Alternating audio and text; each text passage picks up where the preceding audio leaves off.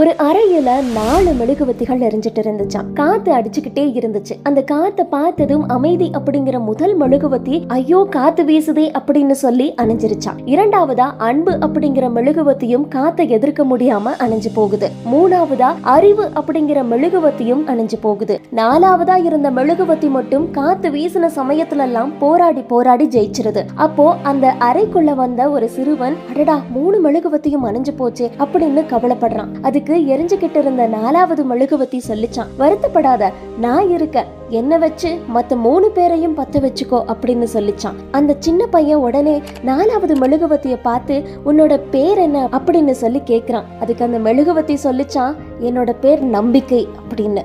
இப்படிதாங்க நம்ம வாழ்க்கையில என்ன நடந்தாலும் நம்பிக்கையை மட்டும் இழந்துடவே கூடாது. நம்பிக்கை இருந்துச்சு அப்படின்னா எல்லாமே நம்மளை தேடி வந்துருங்க.